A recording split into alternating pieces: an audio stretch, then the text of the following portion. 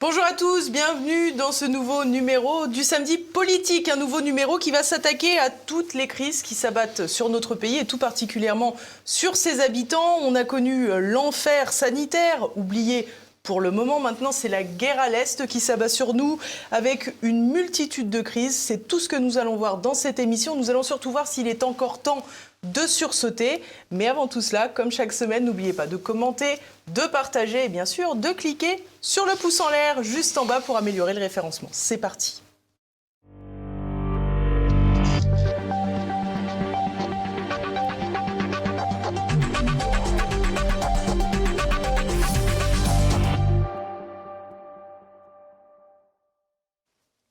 Et à mes côtés pour cette émission, Florian Philippot. Bonjour monsieur, merci beaucoup d'être avec nous.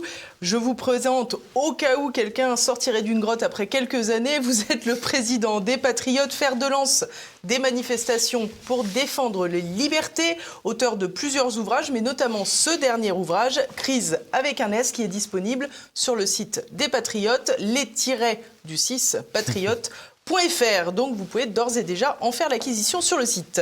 Alors pour commencer, Florian Philippot, on le sait, vous avez été l'une des principales figures de l'opposition lors de l'épisode coercitif pendant le Covid-19. Les Français semblent l'avoir désormais derrière eux et pour autant, avec cette guerre en Ukraine qui revient, on voit des mécanismes se répéter. Il y a une certaine continuité finalement. C'est exactement la continuité.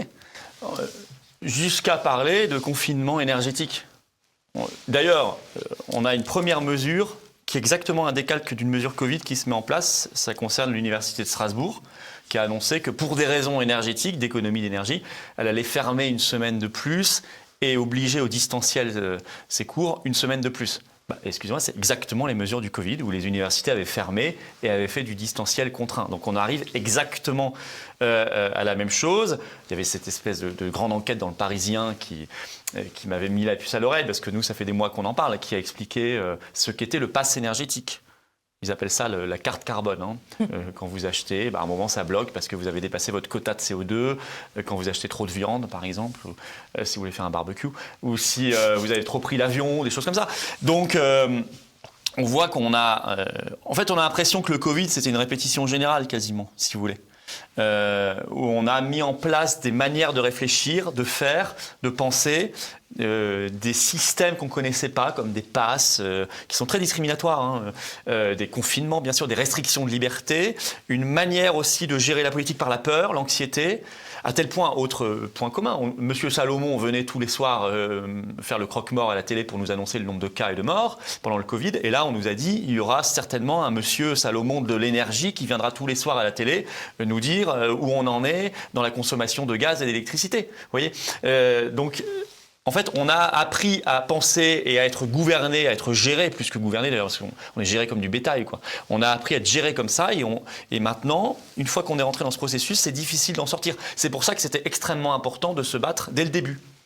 Alors on a vu aussi, il y a une concomitance, j'allais dire, quand Emmanuel Macron est arrivé à la télévision pour évoquer le Covid-19, on se rappelle, nous sommes en guerre, il l'avait répété je crois 6 fois, là effectivement nous sommes en guerre. Pour autant, Emmanuel Macron semble toujours éviter la question en expliquant qu'il y a la guerre en Ukraine, mais que nous ne sommes évidemment pas co-belligérants. C'est une espèce d'hypocrisie surprenante. C'est-à-dire qu'il dit explicitement nous sommes en guerre, mais nous ne sommes pas effectivement dans une guerre. Enfin, il y a un problème, c'est-à-dire que nous sommes en guerre, il l'a redit, effectivement, exactement comme en mars 2020 sur le Covid, mais cette fois, la vraie guerre, on a envie de dire, avec la Russie, sauf que non, en fait, nous ne sommes pas en guerre quand même, effectivement, on n'est pas co-belligérants, et d'ailleurs ce serait très embêtant pour lui, parce que s'il déclarait vraiment la guerre, il serait obligé de demander l'autorisation au Parlement, puisque c'est prévu par la Constitution, article qui n'a jamais été appliqué d'ailleurs, je crois, dans l'histoire de la Ve République, si je ne me trompe pas, puisqu'on ne déclare jamais les guerres en réalité. On fait des interventions extérieures, etc. Comme ça, il se passe allègrement de l'avis et de l'autorisation du Parlement. On voit surtout, si vous voulez, qu'il y a tout le vocabulaire de la guerre qui revient. J'ai même entendu avec des choses qui se mélangent, parce que le Covid n'est pas totalement non plus derrière, puisque vous avez le ministre de la Santé... Vague. Oui, la 8e vague, et le ministre de la Santé, Braun, qui a dit, je crois hier, qu'on était en vigilance armée face à la 8e vague. C'est quand même amusant. On nous parle du fait qu'on est en économie de guerre, qu'il y aura des rationnements. C'est un terme de guerre, hein. C'est le champ sémantique de la guerre, le rationnement. Hein. Voilà, donc on est dans cette ambiance, au-delà même de la réalité qui est encore autre chose, on entretient les gens dans une ambiance extrêmement anxieuse, de peur, et ça aussi c'est un fil rouge avec le Covid. Alors on l'évoque évidemment cette guerre en Ukraine, entre la Russie et l'Ukraine. Certains disent d'ailleurs entre la Russie et l'OTAN, dont le théâtre de guerre est l'Ukraine. Emmanuel Macron à l'ONU a fustigé l'impérialisme russe et c'est une question qui me semble importante. Je l'ai déjà posée à un autre invité. Est-ce que pour vous, la Russie a effectivement une tendance à l'impérialisme comme pourraient l'avoir les États-Unis ou la Chine peut-être ? Alors, la Chine, non. Je ne vois pas de tendance à l'impérialisme. Je pense qu'il y a une tendance à l'hégémonie mondiale, économique. La Russie, c'est un contexte compliqué parce que il y a eu l'URSS, il y a eu l'effondrement dans les années 90, qui est une humiliation terrible pour la Russie. Les années Yeltsin, c'est vraiment 15 ans de baisse d'espérance de vie. C'est un drame pour ce pays. Et la reconstruction d'un État digne de ce nom et d'une réputation mondiale à partir des années Vladimir Poutine, bien évidemment. Est-ce que c'est de l'impérialisme ? D'un certain côté, oui, parce qu'il s'agit de reconstituer quand même un territoire qui a été perdu. Et c'est quand même le cas, objectivement. Et puis, on voit aussi des marques d'impérialisme, par exemple en Afrique. On voit en Centrafrique, par exemple, un pays où la Russie a complètement chassé la France et a mis une stratégie d'influence. Elle a énormément. On entend ça souvent aussi dans les médias. Je veux dire. Mais j'allais vous le dire, parce que quand on a un président qui va sur le continent africain pour expliquer à un autre président qui devrait s'occuper de la climatisation, c'est certain que... Ça n'a pas été très compliqué, je crois, de chasser la France, qui de toute façon n'a rien fait pour maintenir son influence. Ça, c'est une autre question. Mais de fait, c'est quand même la Russie qui l'a remplacé. Après, pour moi, il subsiste un impérialisme dans le monde aujourd'hui. C'est l'impérialisme américain. Qu'on ne me fasse pas croire qu'aujourd'hui, dans le monde, la puissance la plus agressive, c'est la Russie. Je ne suis pas d'accord. La puissance qui déploie 100 000 soldats sur le continent européen et demain encore plus, ce sont les Américains. La puissance qui ouvre des bases, soit directement, soit à travers son organisation qui s'appelle l'OTAN, parce que l'OTAN est à la botte, tout le monde le sait, bien sûr, des États-Unis, ce sont les Américains. La puissance qui est intervenue ces 20 dernières années dans un nombre considérable de pays, en respectant ou pas le droit international, la Serbie, la Libye avec la France, des tentatives en Syrie, l'Afghanistan bien sûr, et tout ce que j'en oublie probablement beaucoup d'autres, et même en Amérique du Sud dans leur chasse gardée, tout cela, ce sont les Américains. La puissance qui crée des révolutions oranges pour déstabiliser des pays et provoquer des changements de régime, typiquement Euromaïdan en 2014 en Ukraine, qui est une révolution orange. Comme si spontanément les gens allaient se mettre à brandir le drapeau européen. Non mais, ce sont les Américains, vous voyez. Donc l'impérialisme aujourd'hui le plus agressif dans le monde, c'est l'impérialisme américain. Celui qui est en train de complètement coloniser d'ailleurs, et ça a commencé bien avant, les pays européens, au point de faire tomber une puissance comme la France qui avait une habitude quand même gaulliste de voix différentes, non alignées, ce sont les Américains. Donc, que Macron à l'ONU fustige l'impérialisme russe, il ferait mieux mais il ne peut pas le faire puisqu'il est lui-même... le domestique de l'impérialisme américain. Donc il va pas s'amuser à critiquer son maître. Donc évidemment, il lui reste à rester dans le narratif officiel, c'est-à-dire de s'en prendre à la Russie sans essayer du tout de comprendre pourquoi on en est arrivé là. Quel contexte historique nous a mené à cet affrontement en Ukraine. Je ne dis pas que la Russie n'a pas respecté le droit international. Elle n'a pas effectivement respecté le droit international. C'est évident. En entrant dans un autre pays souverain, elle n'a pas respecté le droit international. Mais une fois qu'on a dit ça, on n'a rien dit. Si on en reste là et qu'on dit il y a juste les méchants contre les gentils, c'est Walt Disney ou Bisounours, comme vous voulez, mais on n'avancera pas d'un pouce. On sera dans le narratif officiel où il y a les impérialistes contre nous, les gentils. Mais c'est pas que ça la réalité. La réalité, c'est que, moi, pour en venir à ma thèse, vraiment, moi je suis de plus en plus convaincu qu'il y a un grand piège américain derrière cette affaire qui vise à maintenir, les États-Unis sont quand même sont un pays très endetté, très affaibli, qui doit maintenir son hégémonie, son impérium pour le coup, et un minimum de domination mondiale. Et pour cela, il doit aller chercher les réserves là où il y en a encore, et notamment il y en a en Europe. Il y a encore des puissances, notamment l'industrie allemande, etc., qu'il faut aller chercher. Et donc, Et je pense de plus en plus que, année après année, ça remonte à bien longtemps, les États-Unis ont créé un piège qui vise à séparer définitivement la Russie de l'Europe, ça c'est certain. Or, il y a une espèce de continuité géopolitique, énergétique, économique, stratégique évidente. Et nous avons, nous, intérêt à maintenir ce lien. Les États-Unis, eux, ont toujours eu intérêt à le couper. Et l'affaire de l'Ukraine a servi à cela. Maintenant, ça va être très compliqué de retisser les liens avec la Russie. En tout cas, ils sont fichus pour des décennies et des décennies. Et on a mis la Russie dans les bras de la Chine. On provoque peut-être la guerre chez nous, on provoque l'effondrement industriel, l'effondrement économique, l'effondrement énergétique, l'effondrement social, l'effondrement moral. Qui en profite aujourd'hui ? Les États-Unis. Qui va voir des délocalisations arriver sur son territoire ? Les États-Unis. Qui va peut-être même voir des vagues d'immigration ? Tout est possible, comme au XIXe siècle. Des gens les plus cultivés ou les plus productifs, peut-être les États-Unis, venant d'Europe. Vous voyez, qui vend au passage des armes massivement dans ce conflit ? Les États-Unis. Voilà. Donc, où est l'impérialisme ? Il est outre-Atlantique, il est aux États-Unis. Alors, vous avez dit, à raison, que l'OTAN était un instrument américain. Il est un instrument américain notamment parce que les États-Unis sont le premier contributeur de l'organisation du traité de l'Atlantique Nord. Ce n'est pas une nouveauté. Et de loin. Et de très loin. Mais on a du mal à comprendre comment se met en mouvement l'Union européenne dans ce mécanisme pro-américain dont vous nous parlez. L'Union européenne, normalement, elle n'est pas financée par les États-Unis.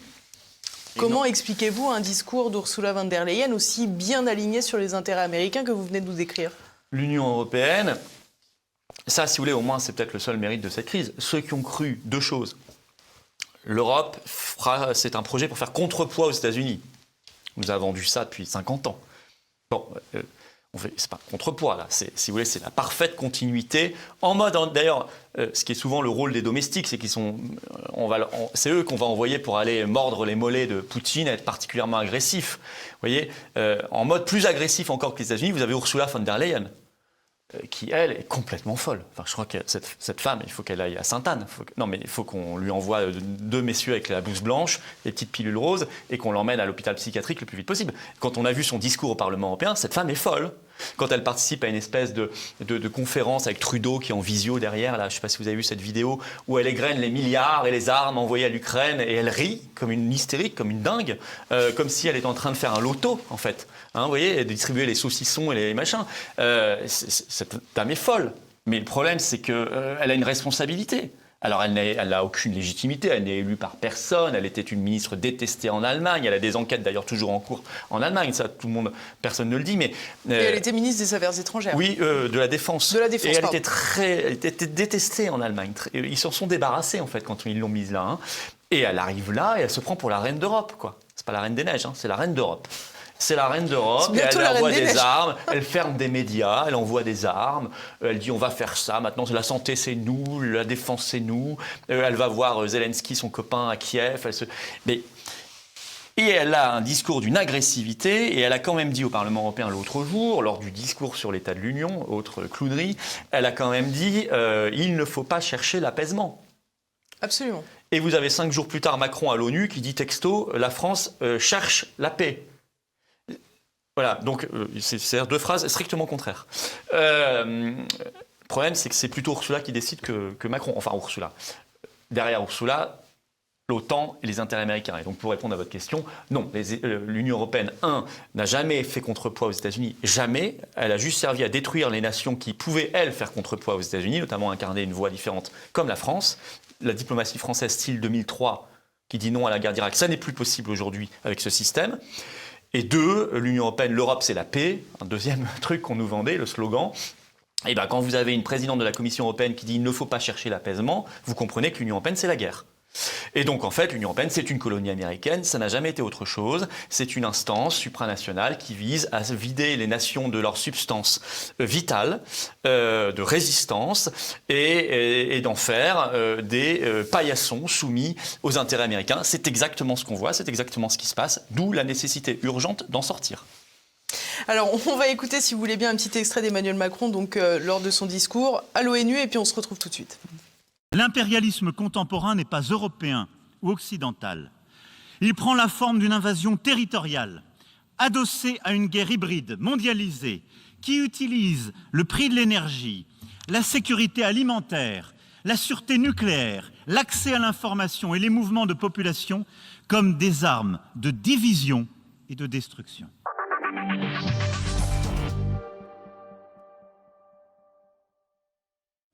Alors si vous voulez bien, je vais répéter cette dernière phrase pour que les téléspectateurs l'entendent bien. Une guerre hybride mondialisée qui utilise le prix de l'énergie, la sécurité alimentaire, la sûreté nucléaire, l'accès à l'information et les mouvements de population comme des armes de division et de destruction. Qu'est-ce que ça vous évoque, ça ? Il parle de lui ou... Non mais, l'énergie. Qui a dit, dès les premiers jours de ce conflit, on va faire un embargo sur le pétrole, le charbon et le gaz, c'était en suspens, mais c'était dans les discussions. En tout cas, c'était certain, et d'ailleurs on l'a fait, sur le charbon et le pétrole russe. Enfin, on l'a fait, en fait, on achète à d'autres qui achètent en Russie, qui nous le revendent plus cher. Donc, qui a voulu utiliser au départ l'énergie comme une arme dans la guerre ? C'est bien l'Union européenne avec ses sanctions. D'accord ? Quand on nous dit aujourd'hui Poutine utilise l'énergie comme une arme, non, il ne faut pas inverser les choses. C'est d'abord l'Union européenne qui a dit on va utiliser l'énergie pour appauvrir Poutine, la Russie, ce qui d'ailleurs a été un fiasco total parce que ça fait exploser les prix. Résultat, ils n'ont jamais gagné autant d'argent. Donc, première chose, faux. Deux, il dit...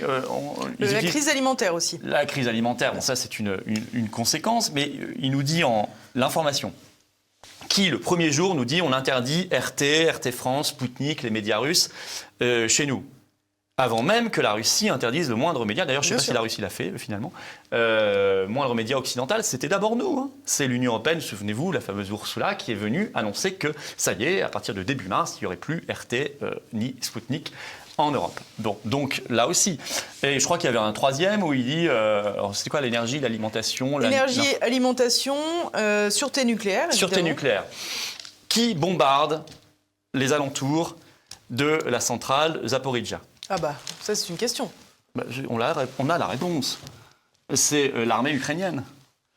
Je veux dire, c'est l'armée ukrainienne. Il y a 500 soldats russes depuis le 2 mars dans cette centrale. Qu'est-ce que l'armée russe va aller bombarder les soldats russes? Enfin, c'est une dinguerie. Et pourquoi elle aurait commencé ça en août alors qu'elle occupe la centrale depuis début mars?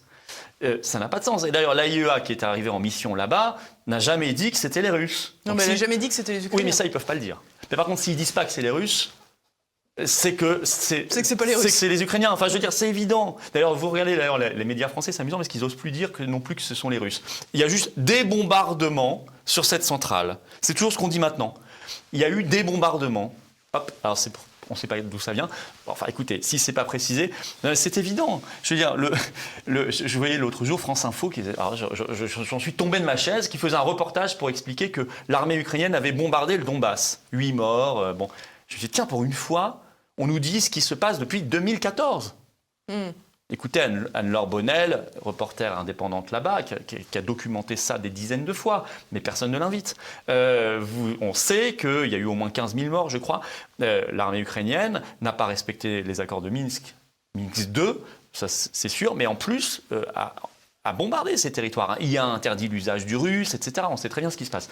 Donc, voilà. Donc, en réalité, il y a beaucoup d'accusations, d'inversion accusatoire, ce qui est classique chez les cyniques et chez les manipulateurs. Alors, dans votre livre, le chapitre 2 est consacré à cette question de l'énergie. J'aimerais qu'on s'y attelle davantage, puisqu'on nous parle beaucoup de cette question. On nous parle d'un hiver difficile, le général hiver, comme l'appelaient certains. Vous revenez sur les différentes étapes de la dégringolade du secteur énergétique français. Vous rappelez qu'en 2012, la France est numéro 1 mondial dans le secteur de l'électricité et que c'est aussi le premier exportateur net en Europe. Aujourd'hui, nous sommes importateurs. Oui, c'est l'histoire, effectivement, le mot est bien juste, d'une dégringolade.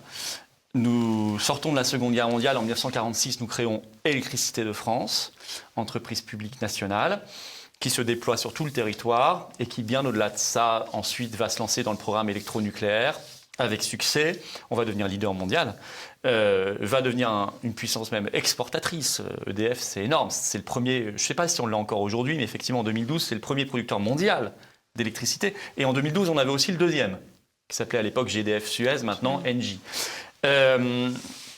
C'est l'histoire d'un pays qui n'a pas de pétrole, mais qui a des idées et qui avait conquis une bonne part de son indépendance énergétique, pas totalement parce qu'on n'a pas de ressources fossiles, mais grâce effectivement à ses ingénieurs, sa volonté politique, et tout cela a magnifiquement fonctionné. Et puis un jour, dans les années 90, l'Union européenne a dit « ça marche tellement bien qu'on a envie de tout casser ».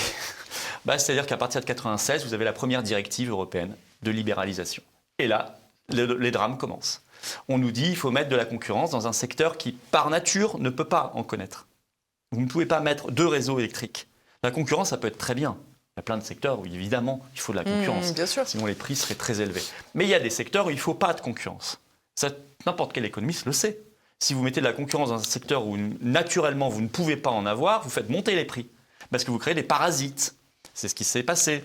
Aujourd'hui, ce qu'on appelle la concurrence, ce sont des boîtes qui ne produisent pas 1 kWh d'électricité, mais qui ont le droit de le racheter très peu cher à EDF, qui est obligé de leur vendre. Aujourd'hui, EDF vend 1/3 de sa production obligatoirement à des prix ridicules à des parasites, qui sont juste des intermédiaires qui ensuite vous le revendent au prix du marché très cher. C'est ça qu'on a créé. Voilà. Donc ça, c'est l'Union européenne. Ça s'est appelé le marché européen de l'électricité par ailleurs, puisqu'on s'est interconnecté. Enfin, on était déjà interconnectés, ça n'a pas beaucoup de rapport. Mais en tout cas, on a décidé de créer un marché, un vrai marché au sens financier de l'électricité, avec un mode de fixation des prix, parce qu'il en faut bien un dans un marché, qui est celui de combien coûte la dernière centrale allumée pour que le tout fonctionne. Et souvent, c'est une centrale au gaz en Allemagne, donc ça coûte très cher, surtout maintenant. Et on a détruit complètement progressivement le système. Voilà, jusqu'au dernier projet qui ne sont pas morts, Hercule pour EDF, c'est-à-dire démanteler cette société, la couper en 3. Voilà, donc il y a toute cette histoire-là. En fait, l'histoire ukrainienne, ça se surajoute. C'est-à-dire, c'est même pas l'affaire ukrainienne, c'est la manière dont on y a répondu, c'est-à-dire par les sanctions. Ça se surajoute, c'est évident que ça crée encore plus de crises. Mais il y a déjà une crise. Il y a déjà une vraie crise, et vous voyez qu'en ce moment, 32 de nos 56 réacteurs nucléaires sont fermés, parce qu'il n'y a pas eu d'investissement, parce qu'on a fermé Fessenheim, qui était les plus importants, les plus producteurs en France, c'était Fessenheim, et l'autorité de sûreté nucléaire nous avait dit qu'ils peuvent fonctionner encore au moins 10 ans. Ça, c'est le petit accord électoral entre les Verts et Hollande, mais c'est même pire que ça en réalité. Macron a craché le morceau. Enfin, que Macron a suivi d'ailleurs. Macron l'a suivi, mais en fait, c'est... Déjà, un accord électoraliste entre les Verts et le PS, c'est dégoûtant. Mais ça amène à une chose tellement catastrophique que c'est dégoûtant. Mais c'est même pire que ça, en fait. C'était une exigence allemande. On le supputait, on le comprenait, parce que c'était à la frontière. Et Macron nous l'a dit. Voilà. Et Macron nous a dit, mais de toute façon, nous avions... Cela dit, si on se place du côté allemand, on peut comprendre qu'un pays qui a démantelé volontairement, aussi sur la pression des Verts d'ailleurs, son parc nucléaire, par crainte a posteriori après Fukushima, qu'elle n'ait pas envie d'avoir une centrale nucléaire à sa frontière. Oui, bien sûr. Mais est-ce qu'on est obligé d'obéir ? Que les Allemands essaient, qui tentent le coup, qui fassent pression, je leur en veux pas. Mais est-ce qu'on est obligé ? Mais c'est comme toujours, c'est pas vraiment la faute des Allemands, c'est la faute de ceux qui acceptent les volontés des Allemands. J'ai pas dit d'ailleurs que c'était la faute des Allemands, j'ai dit c'est une exigence allemande, donc c'est la faute de Macron et de Hollande avant. C'est la faute de la faiblesse et de la traîtrise de ces gens-là, comme toujours. À chaque fois qu'ils se soumettent à une puissance étrangère, moi je n'en veux pas la puissance étrangère. Moi, si mon pays arrivait à défendre ses intérêts, y compris parfois au détriment d'autres puissances concurrentes, ça me déplaît pas. Si on arrive à être plus malin que les autres, ça ne me déplaît pas.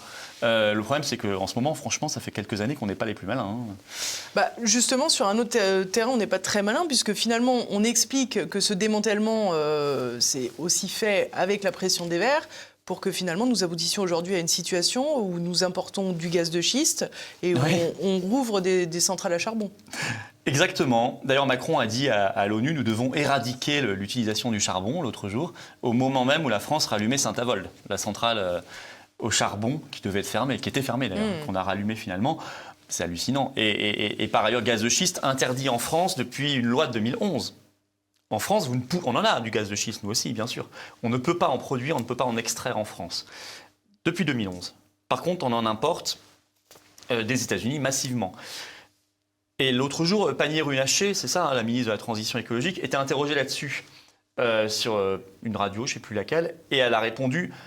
Oui, mais ça, c'est pas grave, parce que de toute façon, ce gaz de schiste aux États-Unis est déjà exploité. Vous imaginez la bêtise de cette réponse ? Il est exploité parce qu'il y a des clients. Non, mais... Bon, vous voyez le niveau quand même. Voilà. Mais ça passe, parce que le journaliste, il n'a même pas la répartie nécessaire. Mais Voilà, on en est là. Alors les Verts, on les entend plus d'ailleurs. La petite Greta, je sais pas où ils l'ont mise. Hein. Non mais elle est où? Alors c'est vrai qu'en ce moment, peut-être qu'elle est jalouse, parce que la star, ce n'est plus elle. La star qui gravit les marches de Cannes, qui est reçue par le pape Biden, etc., qui fait tous les sommets internationaux, qui est la star à l'ONU, ça n'est plus la petite Greta, c'est Zelensky. Ah oui. Eh oui. Ah bah il est partout, même au MEDEF. La Mostra de Venise, etc., c'est Zelensky. Au MEDEF, c'est Zelensky. Ça n'est plus tous les parlements du monde en visio avec sa tête en géant, là. Ça n'est plus la petite Greta. Donc je me demande s'il n'y a pas une petite part de jalousie. Et deuxièmement, elle doit être un peu gênée aux entournures quand même. Hein. Parce que qu'est-ce qu'on fait marcher en ce moment? Le charbon, le gaz de schiste, enfin tout ce qu'il y a de pire pour la planète. Et puis le reste, d'ailleurs, ça continue au passage. Hein. L'Union européenne nous a annoncé là, de nouveaux accords de libre-échange avec l'Inde, avec l'Australie. Le 30 juin, elle en a signé un avec la Nouvelle-Zélande. Tout ça aussi, c'est quand même sacrément pollueur. Hein. Mais ça continue allègrement. Voilà. Donc effectivement, les écolos, Greta en tête, mais même les écolos ici, les Jadot, tout ça, on les entend pas. On les entend pas parce qu'ils soutiennent à fond la guerre. Rousseau, qui est à fond sur le barbecue, mais au gaz. J'ai vu qu'hier, elle avait sorti un sondage qui montre que plus on aime la viande rouge, plus on est macho. Absolument. Donc j'espère que vous n'aimez pas la viande rouge. Parce que sinon... Non, vous inquiétez pas, tout va bien. Bon, ok. Du coup, on a le sentiment quand même d'un contexte absolument surréaliste où finalement on nous explique qu'il faut moins polluer, mais on achète de l'énergie particulièrement polluante. Oui. Alors ce que vous avez rappelé, c'est qu'en France, on n'a pas le droit d'exploiter le gaz de schiste, mais donc on l'achète plus cher aux États-Unis, alors qu'il est aussi polluant aux États-Unis qu'en France. Et on se rend compte, finalement, qu'il y a un truc qui n'est jamais proposé dans toute leur politique, c'est de rouvrir des centrales ou de les refaire fonctionner. C'est-à-dire qu'ils ont demandé à EDF de pouvoir les rouvrir là cet hiver, mais est-ce que Jean-Bernard Lévy, le encore patron d'EDF pendant quelques jours, je crois, l'a dit. Nous, on nous a demandé depuis des années de nous préparer à les fermer, donc on n'a plus la ressource humaine nécessaire. Ils se sont adaptés. On leur a dit, préparez-vous à fermer 14 réacteurs. C'est ce qu'a demandé Macron en 2018. Donc eux, ils se sont préparés, ils ont obéi, c'est une entreprise publique, ils se sont préparés à fermer 14 réacteurs. Et on leur dit maintenant, non, il faut en rouvrir. Bah oui, mais le problème, c'est qu'une grosse boîte sur des compétences aussi stratégiques, compliquées, pointues que cela, ça se fait pas du jour au lendemain. Bien sûr. Voilà. Donc, est-ce qu'on va être capable de tout rouvrir cet hiver? Je ne sais pas, j'en sais strictement rien en réalité. Mais est-ce qu'on va investir? C'est tellement incroyable de nous dire, il y a 4 ans, on va fermer 14 réacteurs, 4 ans plus tard, on va en rouvrir. La même Pannier-Runacher qui à la télé dit j'ai changé d'avis sur cette question parce que je me suis rendu compte que le renouvelable ne suffirait pas, qu'on aurait besoin du nucléaire. Mais enfin écoutez, en 2018, elle n'était pas capable, elle avait qu'à nous écouter, on le disait déjà, hein, elle n'était pas capable de savoir et de comprendre, alors qu'elle avait tous les instruments de l'État et l'expertise, évidemment que le renouvelable ne suffirait pas. Enfin, je ne peux pas croire qu'elle ait cru ça un instant. Voilà. Alors, ceci dit, c'est pas terminé leur délire, parce que Macron, en ce moment même où on enregistre l'émission, inaugure un champ géant d'hydroliennes. Absolument. Et a annoncé des champs d'éoliennes partout en France. Parce que l'Europe a dit, maintenant, vous allez mettre 45% de renouvelables, objectif obligatoire. Hein. Donc, c'est pas fini leur délire. C'est pas fini. Moi, j'attends de voir qu'1 euro soit vraiment versé dans le programme nucléaire. Pour l'instant, il n'y en a pas eu un. Hein. Pour l'instant, on continue sur les délires des éoliennes et des hydroliennes. On a le sentiment, finalement, si on vous écoute, Florian Philippot, que cette guerre en Ukraine vient rajouter, j'allais dire, le pistolet matador, en fait, sur cette souveraineté énergétique en France, mais que la dégringolade dont on parlait tout à l'heure était déjà bien avancée. Elle était bien avancée. Ce qui a provoqué la chute, la grosse crise, là, c'est la manière dont on y a réagi. La Hongrie n'aura pas de problème cet hiver. Hein. La Hongrie a négocié un accord avec la Russie, voilà, c'est tout. Eux, ils auront du gaz. Ils sont pas fous, ils vont pas sacrifier leur population. C'est la manière dont on a réagi, en fait, qui fait complètement maintenant turbuler le système, s'effondrer le système. Sauf que c'était, encore une fois, le problème que j'ai dans l'analyse là que je vous donne, c'est que c'était évident. Et ce qu'on dit là, on l'a dit, on a prévenu. Et ce qu'on avait prévenu, ce qu'on avait annoncé se réalise, évidemment, parce qu'il fallait pas être grand clair pour comprendre que ça n'était pas tenable. Donc c'est ça, moi, qui m'étonne toujours, c'est comment ils peuvent prendre des décisions pareilles alors qu'ils savent très bien ce que ça va provoquer. Alors, toutefois, vous nous avez dit tout à l'heure que la Russie, économiquement parlant, s'en sortait très bien et que ces sanctions, finalement, ne l'avaient pas touché. Il y a quand même des voix discordantes. Il y a celle de Robert Ménard, le maire de Béziers, qui a tweeté cette semaine, qui tweete beaucoup d'ailleurs. Les sanctions sont visiblement très efficaces. La preuve, Poutine panique et joue la surenchère. il faisait référence à la mobilisation de 300 000 réservistes décidée par Vladimir Poutine. Est-ce que vous avez, vous aussi, ce sentiment ? Vous savez, quand on a besoin de répéter quelque chose comme ça sans arrêt, parce que là, ils sont tous en boucle. Si les sanctions sont efficaces, c'est certains, regardez, c'est qu'il y a quand même un problème. C'est que ce n'est pas si évident que ça. Non. Moi, je maintiens que ces sanctions ne servent à rien. Je vais même vous dire, même si c'était efficace, est-ce que ça justifierait le prix ce que nous, on paye ? Bien sûr. Est-ce que ça justifierait qu'on se sacrifie totalement ? Je veux dire, non, je ne serais malgré tout pas d'accord. Mais en plus, ça n'est pas efficace. Et ce qui serait efficace, c'est de se mettre autour d'une table sérieusement, mais en posant les options stratégiques sérieuses.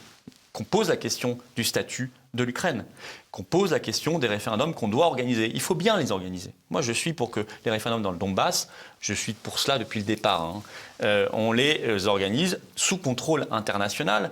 Demandons au P5, c'est-à-dire les 5 membres permanents du Conseil de sécurité de l'ONU, avec l'Ukraine qui est sur son territoire, de surveiller tout cela. Puisque dans le P5, c'est parfait, vous avez les États-Unis, le Royaume-Uni, la France, mais vous avez aussi la Russie et la Chine, donc tout le monde sera content. Donc on met ces 5 puissances-là, l'Ukraine, on surveille ces référendums, on les fait.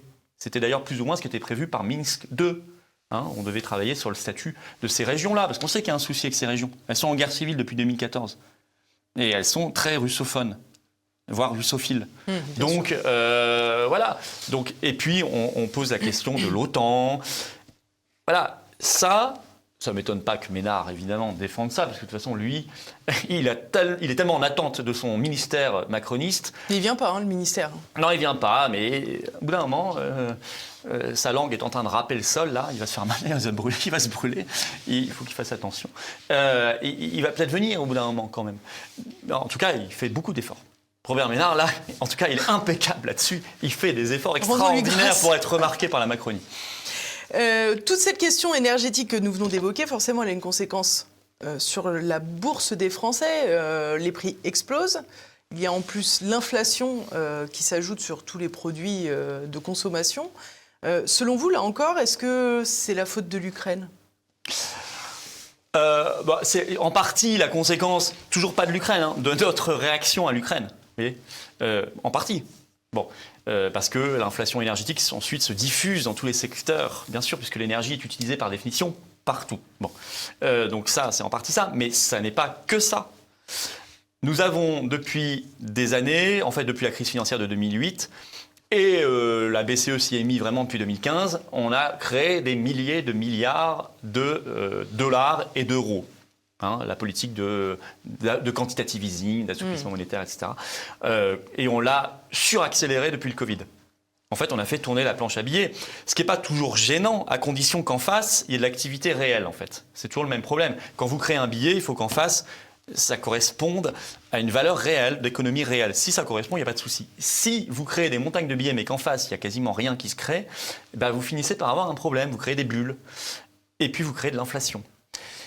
Et à un moment où, alors en période où ça va à peu près, ça se voit pas trop, et dès qu'il y a une crise, comme maintenant, boum, vous la prenez en pleine face parce que la réalité, elle finit toujours par revenir.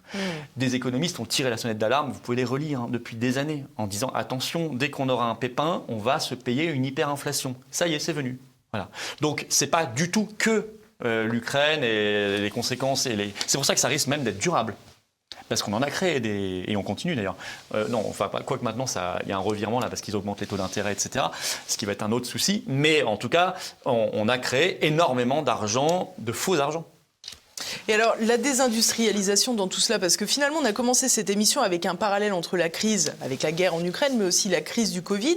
On a aussi le sentiment que, on l'a dit pour le secteur énergétique, en fait, l'évanouissement de toute notre souveraineté, notre résilience, finalement, est aussi à l'origine de tout cela. Finalement, pendant le Covid, on n'avait plus de masques, on n'avait plus de médicaments. Aujourd'hui, on n'a plus de parc nucléaire, on n'a plus les mécanismes monétaires qu'on avait naguère. Est-ce que on n'a plus d'armée aussi. Surtout qu'on est en train de la donner à Zelensky. Enfin, le rapport parlementaire dit qu'on a une armée banzai. C'est original. Oui, c'est leur terme, mais c'est pas mal trouvé. C'est joli. À quoi font-ils référence ? On a je ne sais plus combien, je crois qu'il nous reste 215 chars. Non, je vais peut-être dire des bêtises, je ne vais pas trop m'avancer là-dessus, mais en tout cas, je sais qu'on en avait 3 fois plus en 1990. Les avions de combat, on en avait aussi 3 ou 4 fois plus en 1990. On a une armée mondiale, on a tout en modèle réduit, souvent en panne d'ailleurs aussi, c'est un autre problème. Mais souvent, alors par contre, on a du bon matériel quand il marche, mais absolument pas pour résister par exemple à une invasion ou à une attaque sur notre sol. Ça, on ne peut plus. Et on a 2 jours de munitions. Bon. Donc l'armée, mais tous les autres secteurs, vous avez parfaitement raison. C'est-à-dire qu'on est un pays complètement désarmé, à tous les sens du terme. On est un pays qui ne maîtrise plus rien. Et là, vous voyez la question centrale de la souveraineté, qui ressurgit complètement dans toutes ces crises-là, Covid et maintenant. Un pays qui veut s'en sortir, qui veut même continuer à vivre, tout simplement à exister, doit forcément être souverain. Et ça passe par une monnaie. Ça passe par une monnaie, évidemment. La monnaie, c'est central. Qui tient la monnaie, tient l'État. La monnaie, ça vous permet de réagir, ça vous permet d'avoir des stratégies, et puis ça vous permet d'être indépendant. Parce que si vous dépendez d'une banque centrale qui est à Francfort, vous dépendez d'une banque centrale qui est à Francfort. Vous ne maîtrisez pas votre destin. Mais c'est aussi maîtriser son commerce, qu'on ne maîtrise plus. C'est maîtriser son énergie, vous avez raison, c'est maîtriser ses politiques industrielles. C'est maîtriser sa diplomatie, sa politique militaire, ses frontières, à tous les sens du terme. C'est ça, être un pays souverain. Et c'est parfaitement incompatible avec le fait d'être dans l'Union européenne, d'être dans la CEDH, d'être dans l'OTAN. Je fais une petite digression sur la CEDH, c'est un autre sujet, mais enfin bon, vous avez vu l'arrêt qui nous dit vous devez rapatrier les familles de djihadistes. Petit signal quand même lancé à ceux qui vous disent à la télé ou partout on va arrêter l'immigration, mais on restera dans l'Union européenne, dans la CEDH, parce que nous sommes des gens responsables. Non, vous êtes juste des gens menteurs. Vous ne réglerez rien de l'immigration si vous restez dans ces structures-là. Là, on vient encore d'en avoir une piqûre de rappel. Donc vous voyez, vous devez tout maîtriser. C'est pour ça que ce n'est pas une obsession chez moi, le Frexit, sortir de l'OTAN, sortir de la CEDH. C'est une urgence vitale.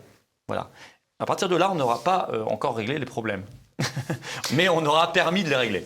En tous les cas, si on vous lit, Florian Philippot, il y a quand même de l'optimisme, parce qu'on a le sentiment que vous avez vu dans la crise du Covid une révolte populaire qui naissait, une révolte qui ne s'est pas éteinte, et vous dites que finalement, pour faire échouer les plans de cette oligarchie planétaire, d'ailleurs, vous dites qu'il y a peu ou prou 2 camps qui s'affrontent, et le peuple est écrasé entre les deux, il y a finalement 2 choses sur lesquelles repose ce plan, c'est l'assise populaire et le manque d'information. Si on combat tout cela en mettant les gens dehors, en les sensibilisant et en leur expliquant les choses, on pourra peut-être y arriver. Et c'est exactement ça. Là où j'ai vu de l'optimisme, où j'ai de l'optimisme et j'ai vu des choses positives, c'est qu'on a créé un espèce d'écosystème de résistance. C'est hallucinant l'évolution quand même regardez, le débat d'avant le Covid nous paraît préhistorique. On n'est plus du tout dans les mêmes enjeux. En fait, les enjeux, ils existaient déjà avant, mais ils étaient sous-jacents, bien peu les percevaient. Aujourd'hui, ils ont éclaté à la face de tout le monde, quoi. On voit bien ce qui est en train de se passer. On voit bien une oligarchie malfaisante. On voit bien comment ils s'attaquent à tous les registres de notre vie, de nos libertés, notre souveraineté. On voit bien la mainmise de ces structures supranationales, Ursula la dingue, les États-Unis, etc. On voit bien ce qui se passe.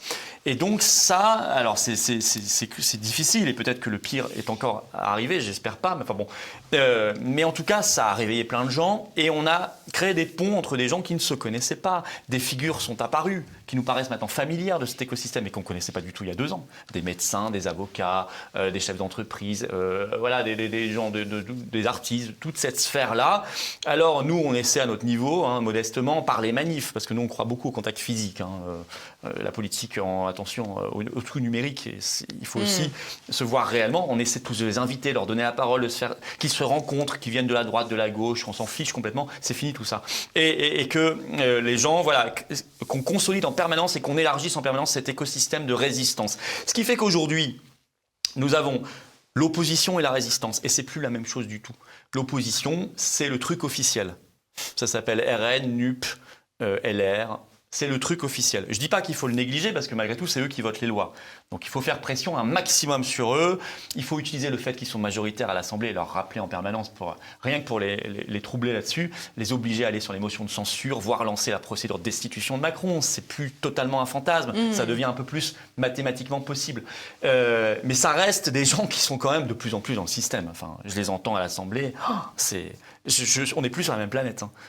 Ils ne sont pas du tout dans les grands enjeux. Ils ne sont pas du tout dans le fond des sujets. Très rarement, parfois on a une bonne surprise, mais c'est rarissime. Et ça, c'est l'opposition. Et puis vous avez la résistance. Et ça, on est vraiment maintenant dans deux mondes. On est dans deux mondes. Je dis pas le danger de cette résistance, c'est pas... Ou pas d'ailleurs, hein, mais est-ce que finalement c'est pas qu'elle fait un peu sécession et que... Alors c'est ce que je dis, il ne faut pas négliger, moi je dis attention, il ne faut pas être dans sa bulle non plus. Il faut faire pression sur l'opposition, il faut même avoir des liens, probablement, enfin des liens, des contacts avec eux. Il faut essayer d'utiliser ce qui est utilisable, c'est tout, il faut être pragmatique. Il faut être très pragmatique, il ne faut jamais sombrer dans l'espèce de délire pur, idéologique, où on ne parle à personne, parce que nous, on sait. Non, d'abord, on ne sait pas. Il y a plein de choses qu'on doit apprendre, on peut se tromper, etc. Mais en tout cas, on mène, je crois, un combat radical, mais au bon sens du terme. Ça veut dire à la racine des choses, ce que ne mène pas l'opposition. Vous voyez, donc la résistance et l'opposition, ça n'est pas la même chose. Et nous sommes ce fer de lance. Pas nous les patriotes simplement, nous on fait partie du dispositif, mais toute cette résistance, on est le fer de lance probablement des grands bouleversements qui vont arriver. Parce que on essaie de sensibiliser les masses populaires, on essaie de sensibiliser tous les secteurs professionnels, d'aller chercher les compétences où elles sont, et on essaie, vous disiez, la deuxième condition, c'est d'essayer d'informer les gens massivement. On n'a pas beaucoup de moyens parce qu'on a peu d'accès aux médias. Il y a toute la sphère Internet qui nous permet des réseaux sociaux, de vos chaînes par exemple et d'autres, qui nous permet quand même de parler à beaucoup de monde. Et la vôtre d'ailleurs, où vous intervenez quotidiennement ? Oui, à peu près, ouais, c'est ça. Et la mienne et d'autres, et on essaie de toucher du monde. Mais il faut effectivement trouver, maintenant, l'enjeu pour nous, ça va être de sortir quand même de cette bulle. Il faut qu'on aille trouver des gens qui ne nous entendent pas. Et il y en a plein. Et ceux qui regardent que le JT de 20h de TF1 n'ont jamais entendu parler de ce qui se passait sur le terrain ou de ce qu'on se dit là en ce moment. Et s'ils n'écoutent que ça, ils sont dans un autre monde. Il faut qu'on aille trouver ces gens-là. Il faut trouver des moyens. Ça va probablement être par le terrain, parce que je crains... c'est pas pour demain que BFM et TF1 vont nous donner des heures d'antenne. Et c'est un travail que tout un chacun peut mener. Mais bien sûr, il faut le mener. Et chacun à son niveau. Il faut qu'il y ait des collectifs d'avocats, des collectifs de gardiens de prison, des collectifs de policiers, des collectifs d'enseignants, il faut qu'il y ait des collectifs d'artistes. Il faut que tout se crée partout. Nous, on essaie de le faire. On a créé un collectif de parents d'élèves, par exemple, mais on ne peut pas tout faire. Mais il faut... Et puis après, il y a les manifs qui sont là pour que les gens se voient réellement, qui parlent entre eux. Bon, il n'y a que ça à faire. Qu'est-ce que vous voulez qu'on fasse d'autre ? Mais c'est déjà beaucoup, c'est déjà énorme. Si chacun fait bien le boulot, ça peut aller très vite. Merci beaucoup Florian Philippot. Je rappelle à nos téléspectateurs, Crise avec un S, vous êtes au courant qu'il y en a plusieurs. Vous pouvez le trouver sur le site Les Patriotes, les-du-6 patriotes.fr. En attendant, je vous donne rendez-vous la semaine prochaine avec un nouvel invité et j'espère que vous avez déjà cliqué sur le pouce en l'air, partagé cette vidéo et laissé vos commentaires auxquels je m'efforce toujours de répondre. À la semaine prochaine.